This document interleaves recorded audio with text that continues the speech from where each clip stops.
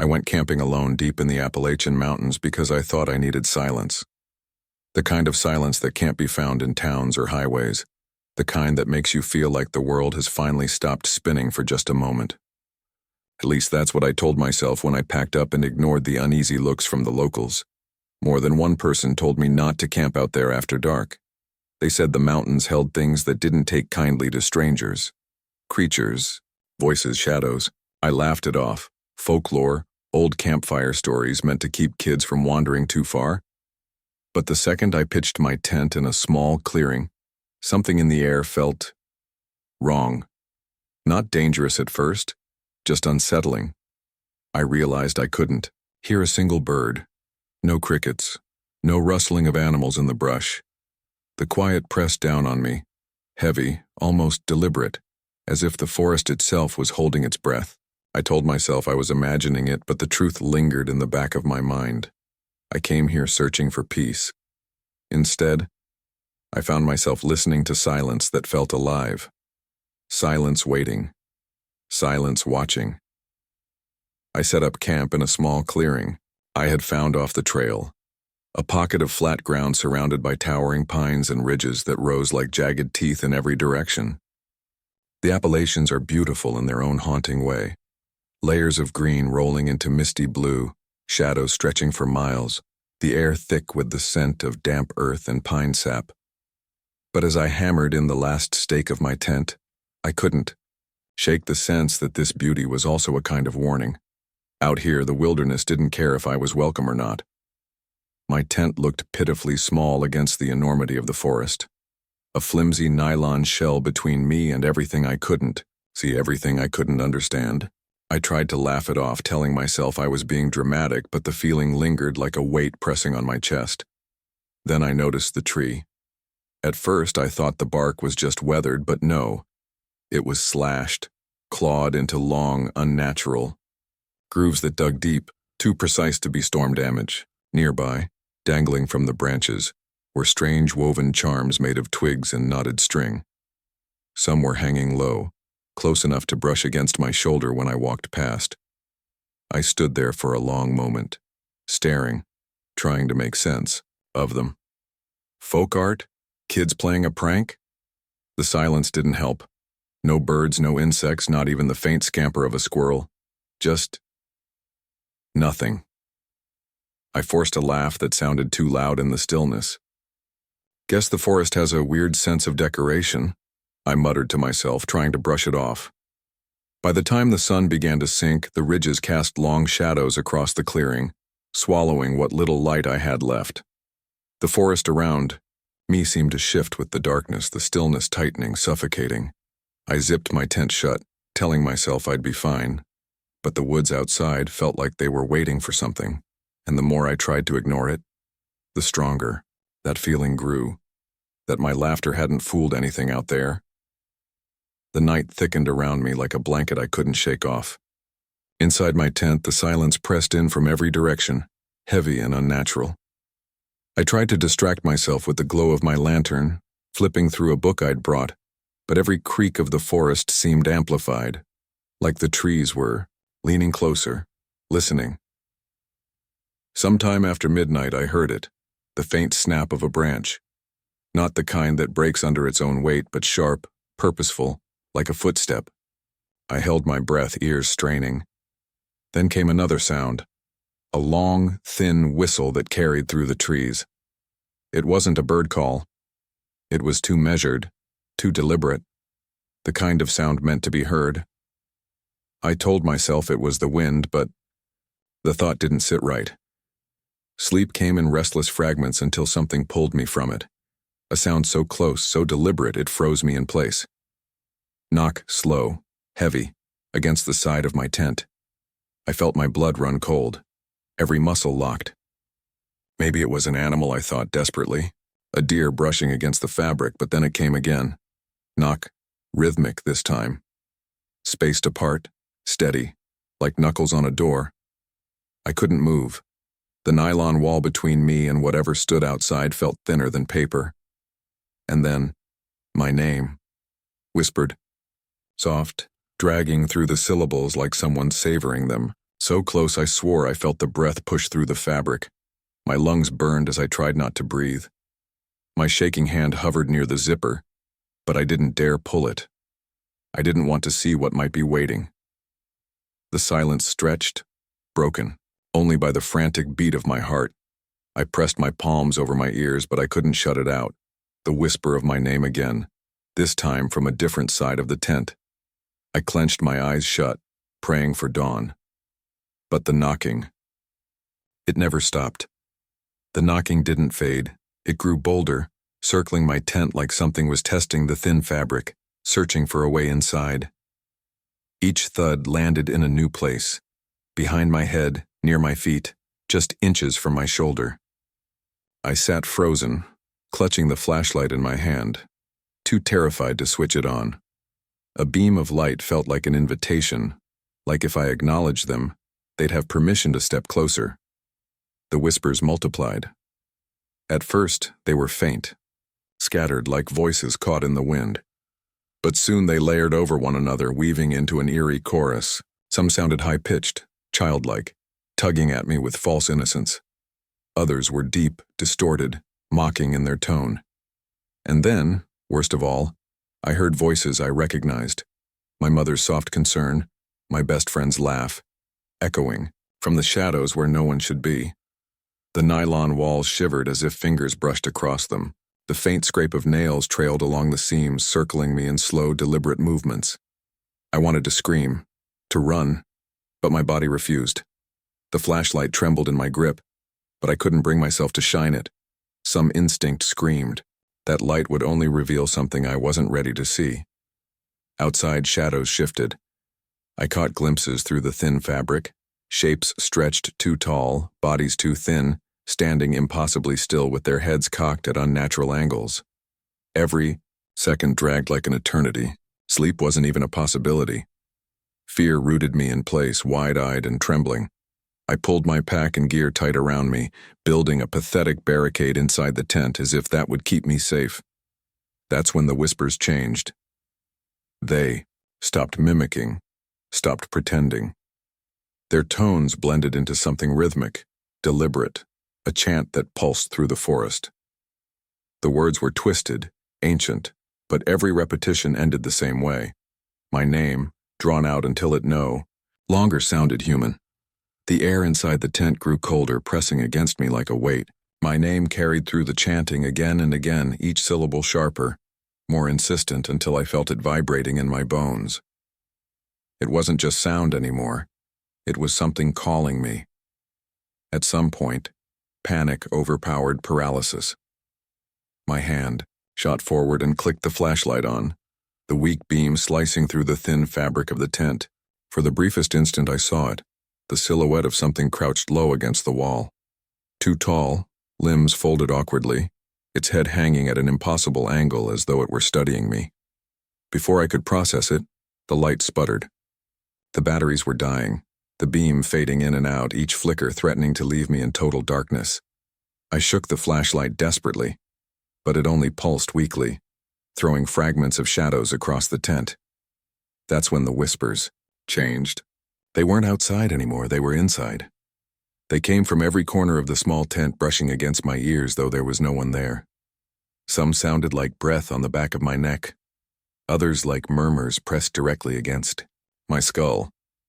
I whipped the light around, but there was nothing. Just empty fabric and the weight of something unseen.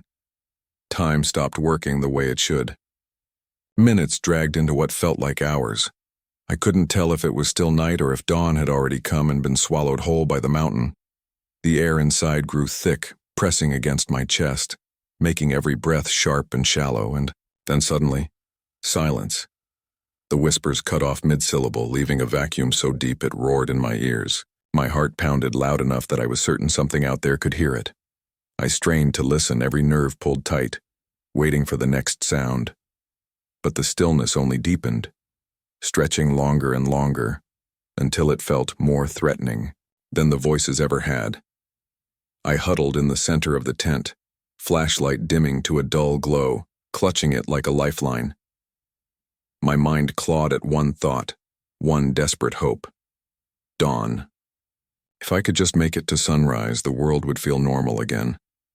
So I counted the seconds, lips moving silently in the dark, measuring time by my own breath. Each inhale, each exhale, over and over, waiting for the first hint of light. When dawn finally came, it felt like waking from a nightmare I couldn't escape. The first rays of sunlight cut through the trees, spilling gold across the clearing, and just like that, the forest was alive again. Birds chirped as though they'd been there all along. Leaves rustled gently in the breeze, and the air no longer carried that suffocating weight. It was as if the night had never happened. But I knew better. Hands trembling, I tore down my tent with a speed that bordered on frantic, shoving gear into my pack without care. I couldn't bring myself to look at the trees, couldn't risk seeing something still watching. When I finally stepped back onto the trail, I didn't look behind me once. Later in town, I told a few locals what I had experienced. They listened in silence, their expressions unreadable, until an older man finally leaned in and said quietly, "If you heard the knock, you're marked. They'll always know where to find you." That night, back home miles away, I woke to a sound at my bedroom window. Slow, steady, deliberate. The same knock. Some knocks aren't meant to be answered, but they always return. I always thought I knew what solitude felt like. I'd hiked, camped, and wandered through forests before, chasing the quiet, the escape from city noise and the endless hum of human life. But the moment I stepped into the Appalachian backwoods, that morning, a subtle unease wrapped around me like fog. The air was thick, heavy with a silence so complete it pressed against my ears.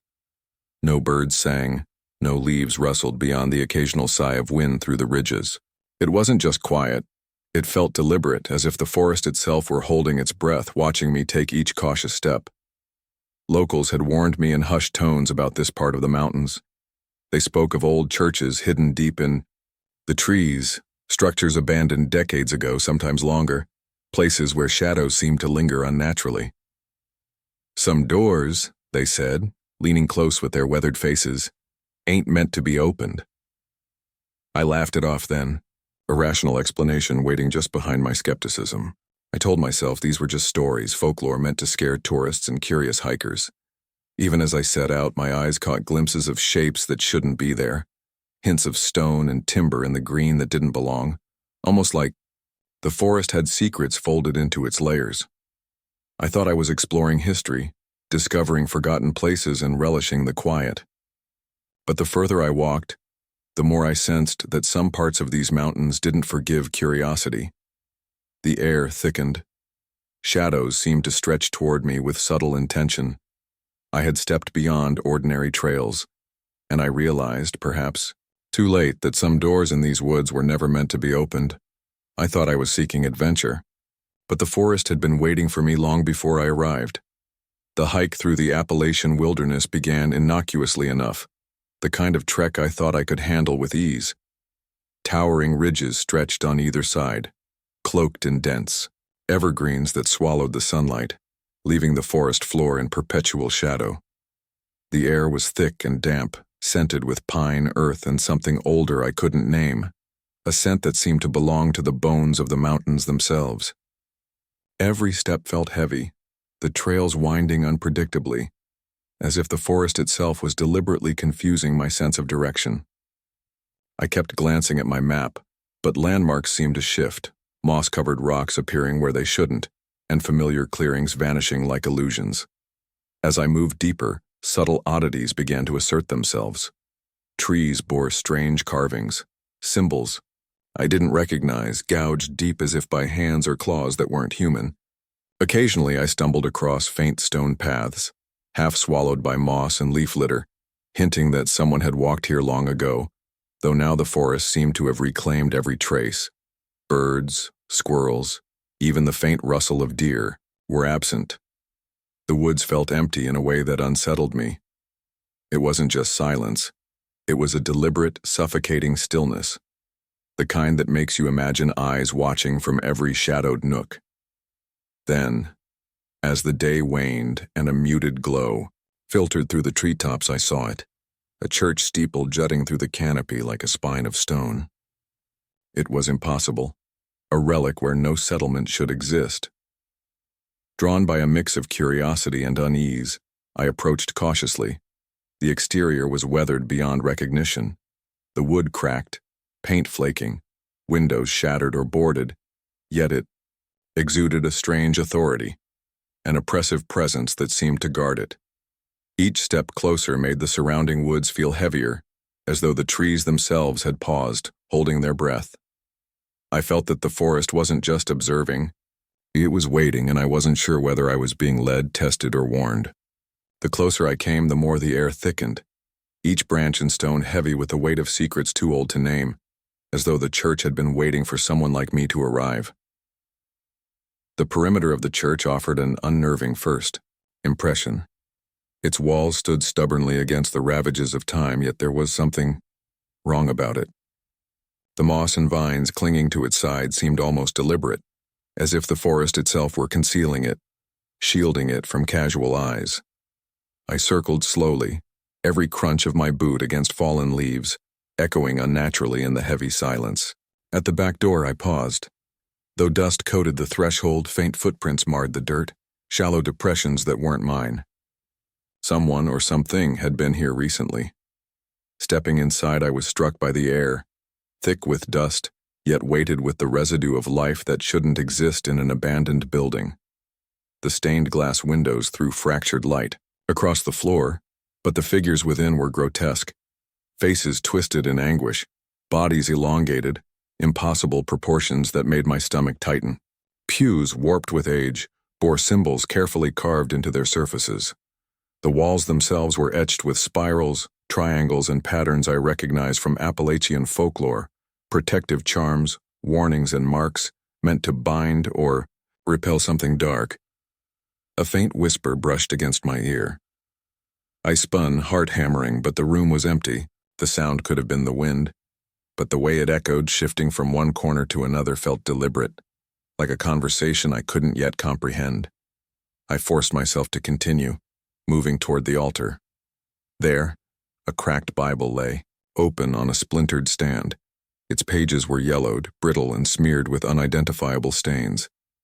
The shadows around me seemed to pulse and writhe, bending in ways the eye shouldn't perceive. I paused, a cold dread crawling up my spine. Then, it began. A low, guttural chant, soft at first, barely more than a vibration in the air. It seemed to emanate from the altar, the pews, the very floorboards, calling me forward. Every instinct screamed to flee, yet an invisible force urged me deeper, compelling me toward the center of the sanctuary. My hands trembled as I reached out to the Bible, my eyes darting to the shadows that no longer just lingered. They moved with purpose. I realized I wasn't simply observing this place. I had stepped inside something alive, something that had been waiting for me, and had wanted my attention. The lantern flickered, casting trembling shadows across the church interior as night sank, fully around me. The dim light revealed horrors I had only sensed before. Bones, some small animal-like, others unmistakably human, lay scattered along the aisles, arranged in patterns that made no sense yet felt deliberate, ritualistic. I swallowed hard, the metallic tang of old blood, or perhaps decay, coating the air. Every step I took sounded too loud, echoing as if the church itself was listening, counting, waiting. Whispers began to swell, faint at first, carried on a draft that should not have existed in the still air. But they grew, coalescing into syllables I could not comprehend, some perfectly mimicking voices I knew. Old friends, family I hadn't spoken to in years. The sound was disorienting, as if memory and fear were colliding in the same breath. I spun toward the corners of the room, catching glimpses of pale figures just at the edge of vision. They moved with impossible grace, bending unnaturally, heads tilting in ways that defied anatomy, disappearing when I blinked. I realized I was not simply in a building. I was in a trap. Every aisle, every pew, every doorway seemed to guide me, along a path I had not chosen. I tried to back toward the door only to find shadows stretching impossibly across the floor, blocking my retreat. The air itself felt alive, thick with anticipation, aware of my every move. Panic coiled in my stomach as I felt the church breathing around me, pushing me forward, herding me into the center. At the altar, the Bible lay open, pages fluttering though no breeze stirred. The chanting grew louder, harmonizing with the whispers, a language older than any I had heard, yet intelligible in some primitive, instinctual way. I felt watched, not just by the figures, but by the building itself, by something ancient and intelligent, patient beyond comprehension. This church had not been abandoned, and I had not stumbled into ruins by accident. It had waited. It had known I would come. Every nerve in my body screamed that leaving was impossible, that the sanctuary had chosen me as its audience, and now it demanded my attention in ways I could neither resist nor understand. I bolted through the forest, heart hammering like a drum in my chest, but no matter how far I ran, the trees seemed to conspire against me. Trails warped beneath my feet, twisting in impossible directions, looping back toward the church as if the woods themselves were bending reality.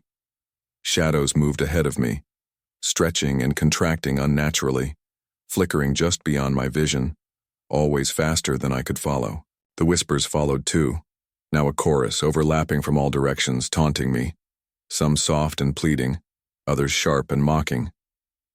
I tripped over a gnarled root and tumbled into a side chamber I had never seen before, half buried in the undergrowth. Inside, the walls were carved with desperate warnings and cryptic symbols, some smeared with dark stains that might have been centuries old. A journal lay in the corner, its leather cover cracked, pages brittle.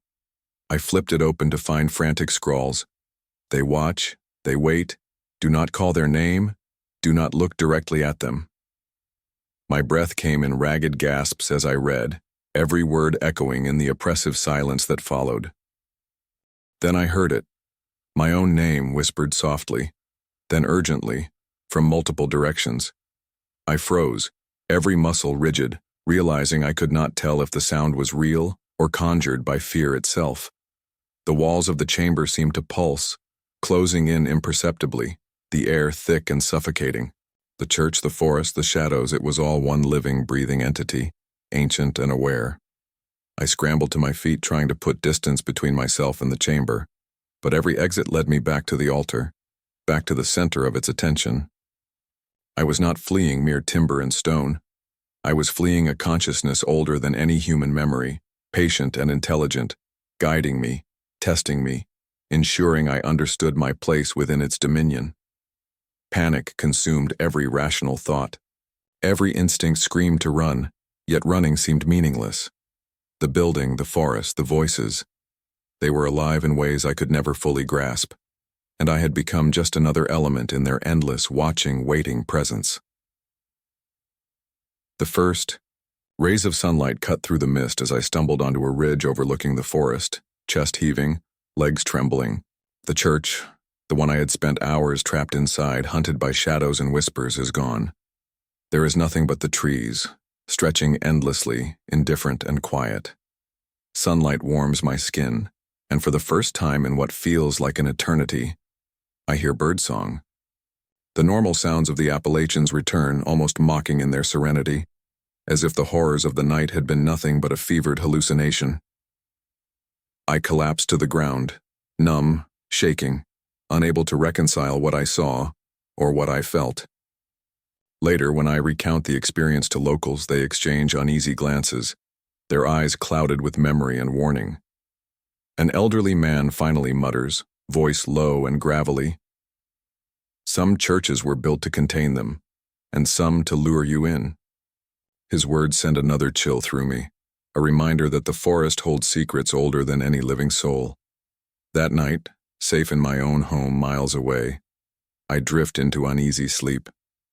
Yet even there, the distant echo of chanting threads through my dreams, and a voice, soft, patient, calls my name.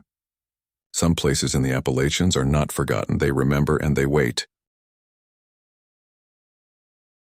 The day I set out for the Appalachian backwoods, I told myself it was just another hike, an escape from the city, a chance to breathe in solitude and climb among the rugged ridges where sunlight filters through endless layers of green. I imagined quiet streams, birdsong, and the weightless peace that comes from being utterly alone with the mountains. But almost immediately, the forest felt wrong. The air hung heavy, each step muffled against a carpet of damp leaves, and the usual chorus of wildlife was absent, replaced by an oppressive, watchful silence. Shadows pooled unnaturally beneath the trees, stretching like fingers toward me, and I couldn't shake the feeling that the woods themselves were observing every move. Locals had warned me, of course, cryptic murmurs about places where trees mark the living and the lost, and eyes that follow you even when nothing moves. I'd brushed it off, laughing at the old wives' tales, convinced I was just being cautious, not paranoid. Yet as I stepped deeper, the forest seemed to tense, the silence growing heavier, almost intentional. That's when the first foreshadowing struck me like a whisper at the edge of reason. I thought I was following a trail, but some paths aren't meant to be walked. With every step, I felt the weight of that warning pressing down, prelude to something I wasn't prepared to see, something patient and knowing, waiting for anyone bold enough to enter these shadows. The mountains weren't just terrain, they were guardians, and I was already trespassing. The hike began like any other, with the thrill of solitude and the quiet hum of the forest under my boots. The Appalachian wilderness stretched out before me, jagged ridges rising like ancient sentinels, their peaks wrapped in mist that blurred the horizon. Sunlight filtered through dense canopies, dappling the forest floor in shifting patterns that made every step feel both alive and unpredictable. At first it was intoxicating, an escape from the constant noise of the world, a place where time seemed to pause, measured only by the rhythm of my breathing and the crunch of leaves beneath my feet. But soon, subtle oddities began to unsettle me. Trees bore carvings that were too deliberate to be natural, jagged lines forming crude symbols, spirals that seemed repeated in deliberate patterns, scratches that followed sequences almost like counting. I stopped more than once, brushing at the bark, convinced it was just another hiker's folly.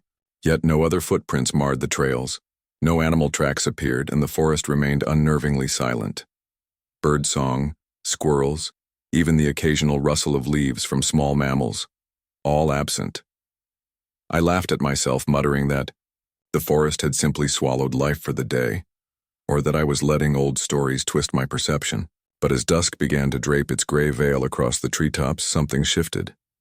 The carvings seemed to point, almost guiding me, forming a pattern that led deeper into the woods, away from familiar paths.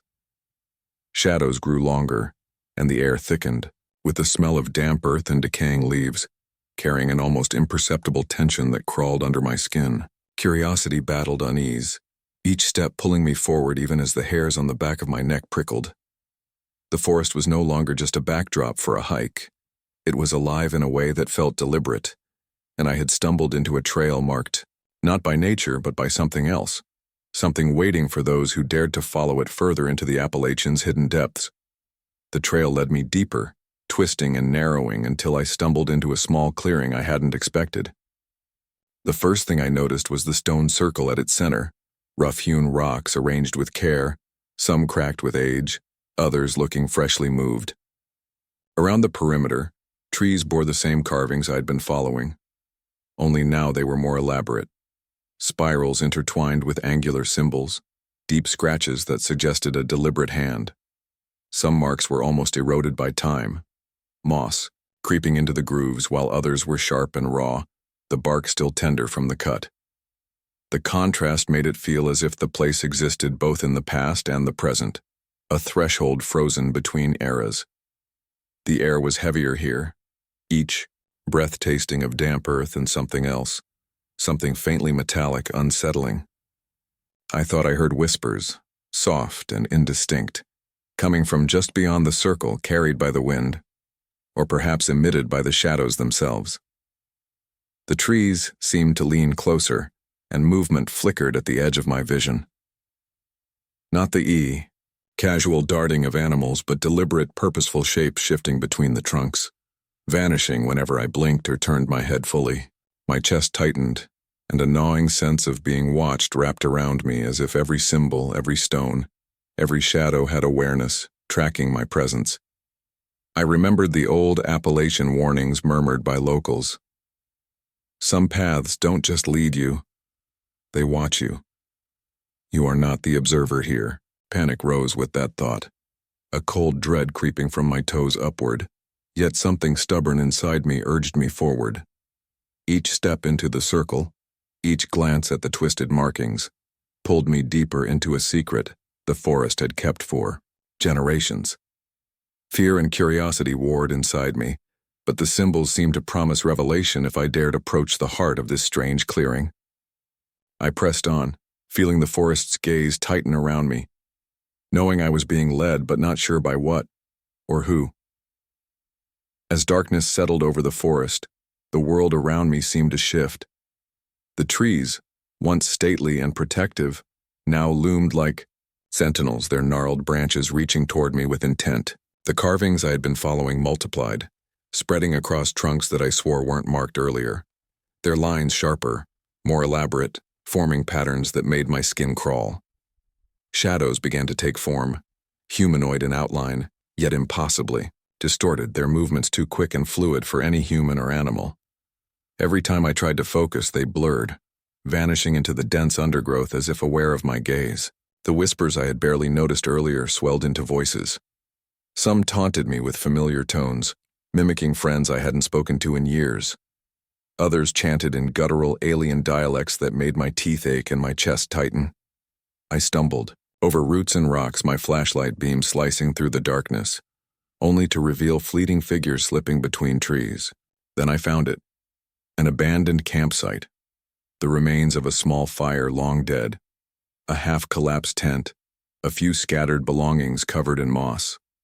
Someone, or something, had been here, and the sense of their lingering presence was oppressive. I turned, trying to retrace my steps, only to find the path twisted impossibly. No matter which direction I ran, I returned to the same marked tree, its carvings glowing faintly under the moonlight. Panic surged as realization hit me like a physical blow. I wasn't lost by chance. The forest itself was alive with awareness, directing me, shaping my movements, perhaps even enjoying my fear. I was no longer simply exploring. I had become prey, hunted by a force that existed long before the trails were carved, and long after any human would dare remember. Every whisper, every shadow, every mark pressed that truth into me. This was no ordinary hike, and these woods did not welcome visitors. They claimed them. Desperation clawed at me as I ran blindly through the forest, branches tearing at my clothes and cutting my skin.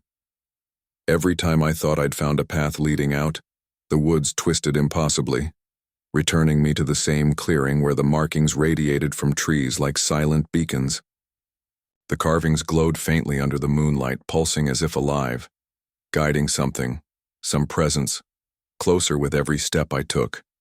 My breath came in ragged gasps, my heart hammering against my ribs as I realized the forest itself was a predator, each tree a watcher, every shadow a silent observer. Then through the dense undergrowth I glimpsed a structure barely visible in the darkness, an old hunter's shack, hidden and half-collapsed, yet intact enough to offer refuge. I stumbled inside, collapsing against the wall, my trembling hands running over the surfaces. Every plank was covered with frantic etchings, warnings scratched deep into the wood. The marks follow: do not stray, turn back, or be claimed. They are patient. You are not alone. The words pressed against my mind as though the previous visitors had left not just messages, but fear itself embedded into the timber. Then it began. The whispers, soft at first, from every direction simultaneously. My name, spoken in tones I recognized yet distorted, twisted around me like smoke, infiltrating my thoughts. I pressed myself against the floor, listening to the subtle scurrying outside, aware that whatever moved beyond the walls was not human, not animal, but aware, intelligent, and patient. I realized with a bone-deep chill that this was no mere accident, no lost path. It was a hunt. The forest, the marks, the shadows. They were all working in concert, tracking me, studying me, toying with me. Every instinct screamed to flee, yet every exit led me back. Every choice circled in on me. I was caught in a web older than memory, where the forest and its hidden inhabitants held all the power. The realization settled over me. I was no longer a visitor. I had been marked, watched and hunted, and the chase was only beginning. When the first light of dawn spilled across the ridge, I stumbled out of the oppressive forest, lungs burning, legs shaking, and finally felt as though I had escaped its twisted grasp. The trees around me were just trees again, ordinary and sunlit, their shadows no longer shifting with intent. Birdsong returned, gentle and real, and a soft breeze carried the scent of pine and earth. I collapsed onto the familiar trail, trying to convince myself that what I had experienced was a hallucination born of exhaustion and fear. Yet deep in my chest, an unease persisted. The memory of the glowing markings, the whispered repetitions of my name, the unrelenting pressure of unseen eyes, these were not illusions. When I later spoke to locals about what I saw, they exchanged uneasy glances, hesitant to confirm or deny, their silence more unsettling than words. One elderly man muttered, "There's nothing there. Shouldn't be." But some paths marked themselves. That night, back in the safety of my own home, sleep offered no relief.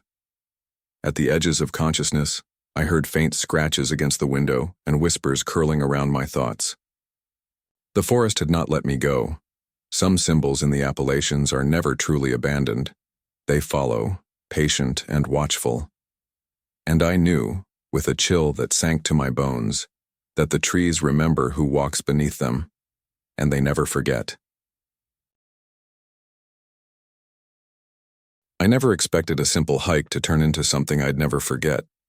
I came to the Appalachian backcountry seeking solitude, craving the kind of peace you can only find where the mountains rise jagged and endless, where no road leads and no one interrupts the rhythm of your footsteps. Locals, when I mentioned my plan, exchanged uneasy looks. They muttered warnings I barely heard over my own excitement. Cryptic stories of the creek past the old pine grove, of travelers who disappeared or came back changed, of places where the forest itself seemed alive. I smiled, brushed it off, telling myself that folklore was for the timid and I was prepared. My boots crunched along the familiar trail, leaves crackling beneath each step, but as soon as I passed the bend where the trees grew dense, everything shifted. The air thickened, the silence pressing in like a living thing. The creek came into view, deceptively calm, reflecting shadows that didn't belong to the trees or to me.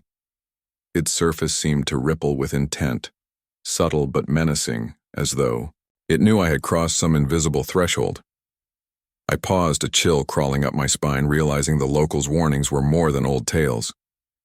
I thought I was simply hiking past a stream, eager to explore further, but something about the water's edge whispered that some lines in these mountains were never meant to be crossed.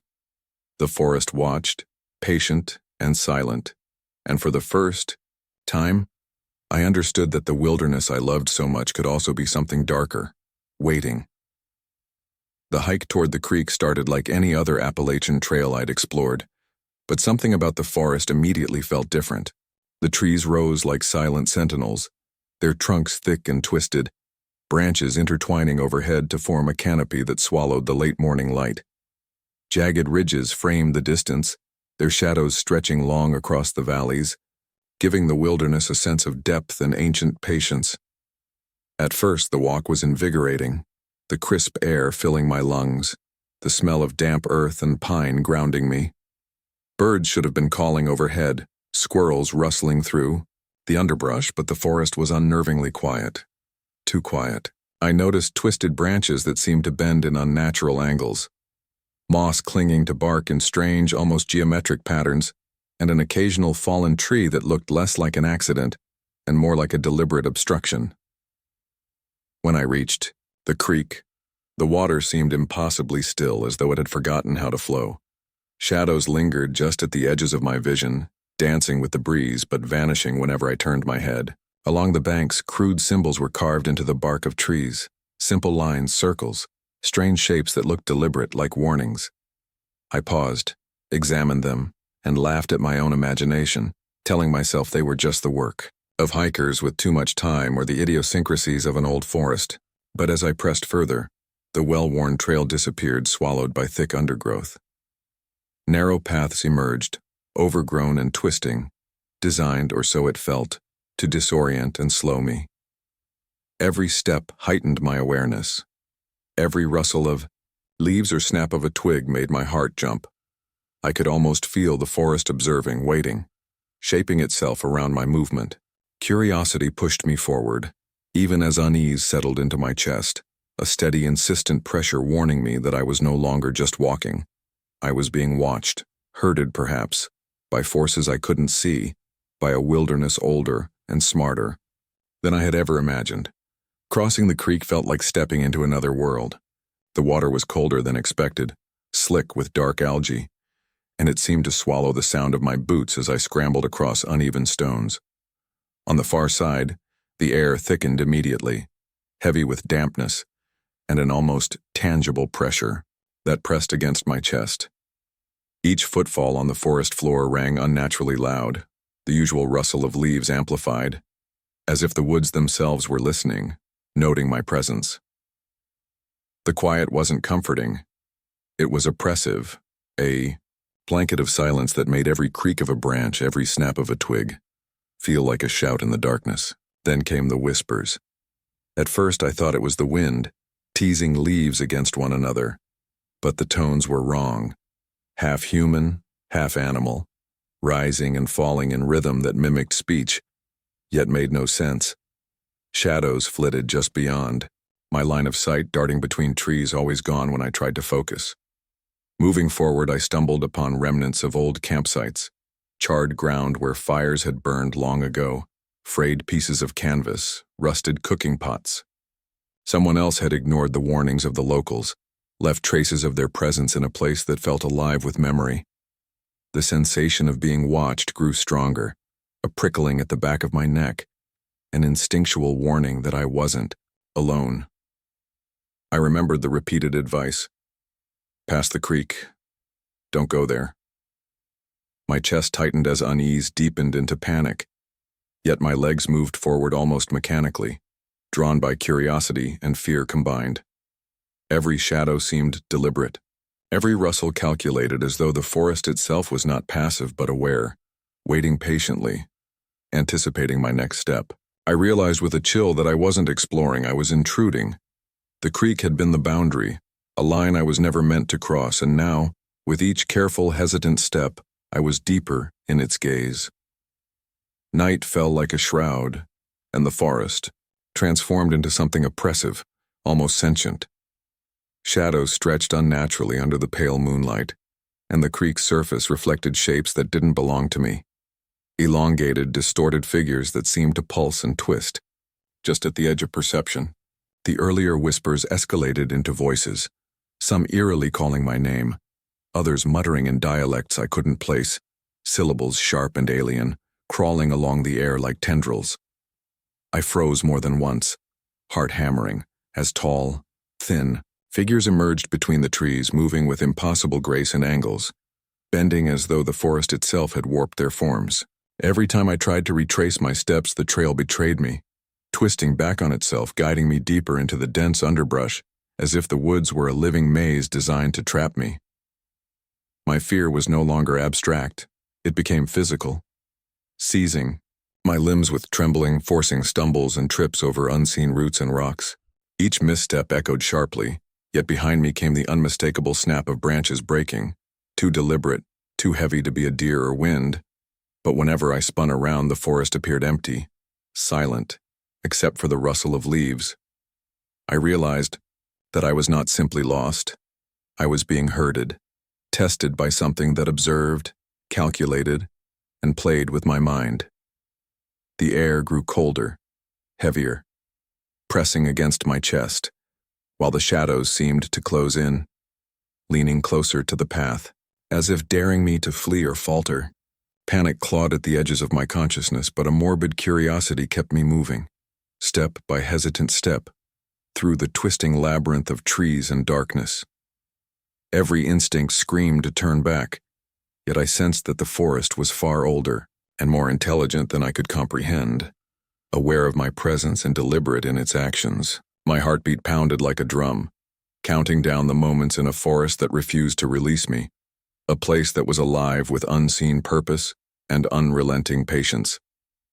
In desperation, I stumbled through the thick underbrush and stumbled upon a hidden hunter's cabin, its roof sagging and walls nearly swallowed by moss and vines.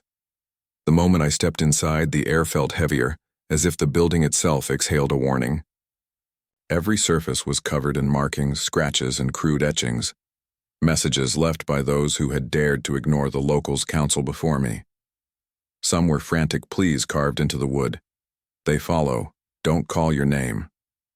Others were strange angular symbols I couldn't recognize, looping and spiraling as though trying to communicate a warning beyond words. Scattered around the cabin were remnants of past trespassers, old blankets, rusted tools, broken lanterns, evidence that I was far from the first to find this place.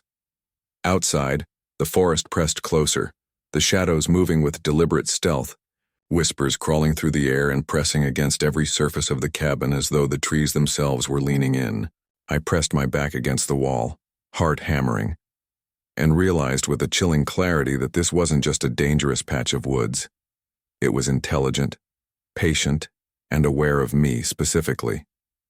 Every instinct screamed to run, yet each path I tried led me back here, as if the creek and the surrounding forest were bending reality itself, corralling me into the same spot over and over. The whispers multiplied, some low and guttural, others almost human, repeating fragments of my name in eerie cadence. The old cabin felt both refuge and trap. It was a place that had witnessed countless horrors, a repository of warnings, yet offered no true escape. I understood then that the forest wasn't merely a passive backdrop. It was alive with purpose, calculating, waiting, and anticipating every step I took. Panic surged as the air thickened, the pressure of unseen eyes weighing down on me. I realized the creek's domain was not just a physical boundary, it was a presence, ancient and deliberate, and I had crossed it. Every attempt to flee only reaffirmed it. I was being watched, studied, hunted, and the forest knew my name. At first light, I finally stagger onto a familiar ridge, the sun casting pale gold over the Appalachian slopes. The creek lies below, calm and deceptively ordinary, its water sparkling as if nothing had stirred the night before. Birds sing again, the wind carries the scent of pine, and the forest seems at peace, mocking almost in its normalcy. My legs shake, muscles sore, and every step toward home is heavy with the weight of what I've seen. When I recount the events, to the locals uneasy glances pass between them. Some mutter half-forgotten warnings, others only shake their heads, as though what I experienced is both known and unspeakable. Their silence, more than their words, chills me.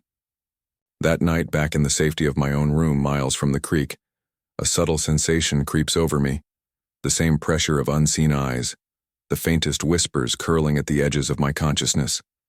I realize the creek, the forest beyond, it isn't confined to maps or distances. Lines in the Appalachians are spiritual as much as physical, and they remember. My sleep is restless, filled with half-heard sounds, shadows in corners, the lingering sense that the forest has not released me.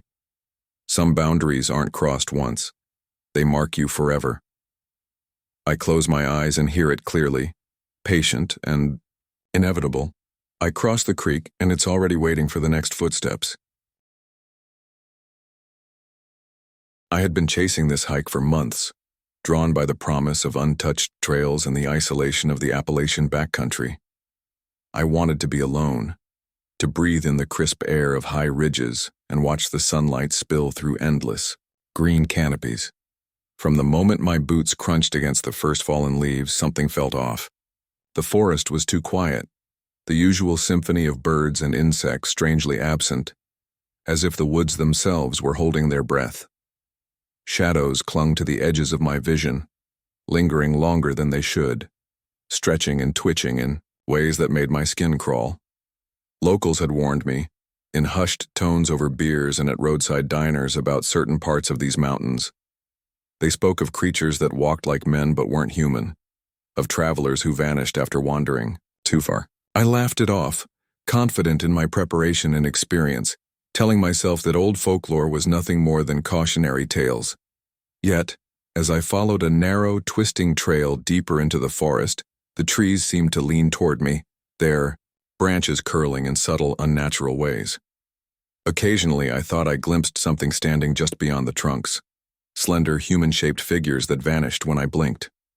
My heartbeat quickened, and a creeping unease settled in my chest. I thought I was simply seeking quiet and beauty, unsuspecting of the lurking presence that watched my every step. I thought I'd find nothing but peaceful trails and solitude, but I didn't realize I'd find something watching me, waiting, in the shadows of the Appalachians. The deeper I hiked into the Appalachian backcountry, the more the mountains seemed to close in around me. Jagged ridges rose sharply on either side, their peaks jagged and cloaked in mist, while the undergrowth thickened until I had to push through dense brambles and tangled roots with every step. The usual symphony of mountain sounds, the birds, the rustle of small animals, the whisper of wind through leaves, was completely absent, replaced by a suffocating stillness that pressed against my ears and chest. Every step felt amplified, each snap of a twig underfoot reverberating through the silence, reminding me that I was utterly alone. Oddities began to appear, a branch twisted in the shape of a claw, as if frozen mid-strike, moss patterns that looked unnervingly like symbols, and footprints too large for any deer embedded in the soft earth. At one point, I caught a shadowy silhouette moving between the trees, slender and upright, almost human. My rational mind scrambled for explanations. Another, hiker, a trick of light filtering through the canopy? But a gnawing unease told me that something was watching, following. As the trail began to vanish beneath a tangle of brambles and fallen leaves, I found myself forced onto narrow, overgrown paths that twisted unpredictably. It was as though the forest had a design of its own, deliberately steering me deeper, testing my instinct to retreat. I paused often, trying to listen, trying to rationalize, but the feeling of being observed only intensified. Every glance over my shoulder suggested movement where there was none, and every shadow seemed to twitch as if alive. Curiosity warred with fear, compelling me onward. Despite every warning from instinct, despite every rational thought urging me to turn back, I pressed forward, sensing the forest was aware of me, leading me toward something I couldn't yet see, but could already feel waiting. Crossing a narrow, rocky stream, the forest seemed to change around me. The gurgle of water echoed strangely, and my own footsteps sounded hollow, exaggerated, as if the ground beneath me had become an amplifier. The usual hum of insects and distant birdsong was absent, replaced by a heavy, almost tangible silence. Shadows flickered at the edges of my vision, moving in ways that didn't align with the wind or the sway of branches. I noticed evidence of others who had passed this way, or perhaps never meant to leave. Discarded belongings, a rusted canteen, half buried in mud, a tattered piece of cloth snagged on a branch. Broken twigs were arranged in subtle, deliberate patterns, and crude symbols had been carved into several trees, their meaning lost to time but undeniably intentional. A low guttural sound reverberated through the trees, a vibration that felt like language twisted into something alien, almost mocking. My pulse spiked, and I realized I was not alone. Every sense seemed to heighten: the rustle of leaves, the snap of a twig, the sudden movement in the corner of my eye. Then I saw it again. A figure impossibly tall and thin, with limbs that bent at odd angles, almost human in silhouette, but vanishing instantly whenever I tried to focus on it. Panic and curiosity battled within me. I remembered the locals, warnings, stories of travelers who had ventured past this stream and never returned, and I felt the weight of my arrogance pressing down. Each step forward carried the burden of knowing I had ignored advice that now seemed prophetic. The forest itself felt aware, attuned to my presence, and I understood, with a chill creeping up my spine, that whatever watched me had been waiting. The creek had been a threshold, and I had crossed it. Now the shadows, the carvings, and the whispered, guttural sounds coalesced into a single, undeniable truth. I was being followed, studied, and guided deeper into something far older and far more dangerous than I had imagined. Night descended like a thick, suffocating blanket, and the forest transformed into something oppressive, almost sentient. The canopy swallowed what little moonlight there was, leaving the world in shades of black and gray, and every step I took seemed to echo far too loudly. That's when I saw it again. The figure from before, but closer, moving with a fluidity that made my stomach twist. Its speed was impossible, yet it never stumbled, its elongated limbs bending in ways that no human could manage. Whispers began to creep through the trees, soft at first, almost indiscernible, then growing in intensity. Some voices mocked me, imitating my own breaths, my whispered warnings to myself. Others pleaded, syllables forming in a dialect that seemed familiar yet utterly alien. I caught glimpses of its face in fleeting patches of moonlight. Disturbingly human, but wrong. Eyes too wide, mouth stretched just slightly too far, limbs impossibly long, movements unnaturally smooth. Panic set in like ice water through my veins. I tried retracing my steps, hoping to find the trail that led me here, only to discover that the path had transformed, looping impossibly back toward the same spot, as though the forest itself were reshaping to trap me. Shadows pressed from all directions, moving independently, testing my resolve. Each rustle of leaves, each snapping twig made my heart hammer violently. My breathing became ragged, shallow, yet loud enough in my own ears to terrify me further. And then it hit me with the weight of inevitability. I wasn't just lost. I was being observed, guided, and tested by something ancient, intelligent, and patient.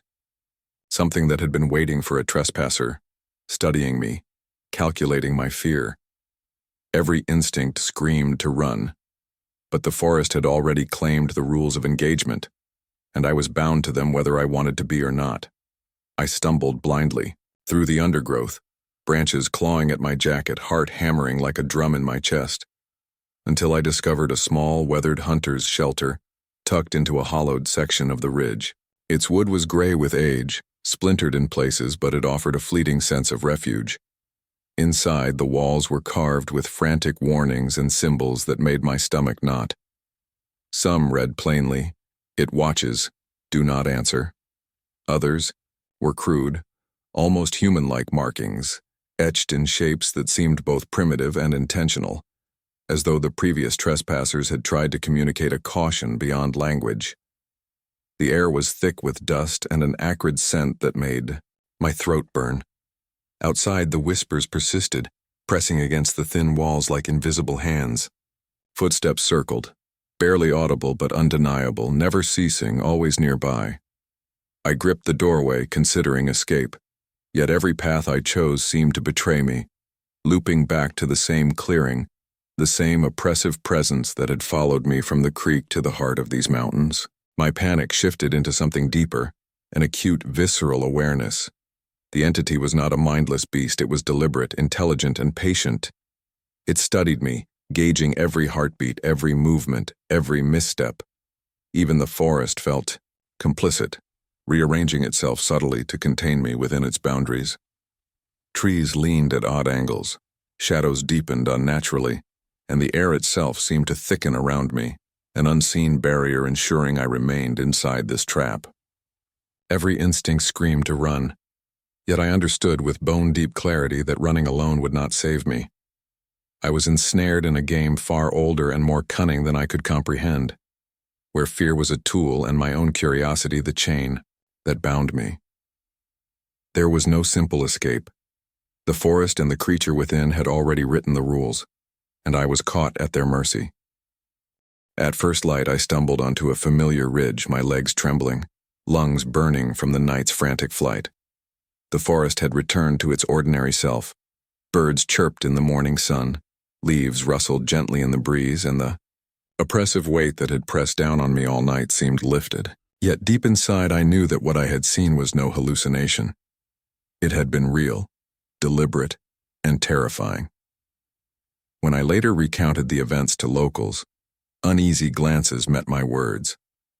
Some muttered warnings about creatures that walk like men but are not, while others simply shook their heads, eyes dark with understanding, cautioning me never to speak of it again. Even now, miles from the Appalachian shadows, back in the safety of my own home, the feeling lingers. At the edge of my vision, distorted shapes flicker, and faint, warped whispers curl through the quiet of the night. It is a presence that refuses to be ignored, patient and watchful. Some things in the mountains are not bound by geography. They endure, waiting, following. And as I lie awake, heart hammering, I realize the chilling truth. I met it once in the shadows, and it never left.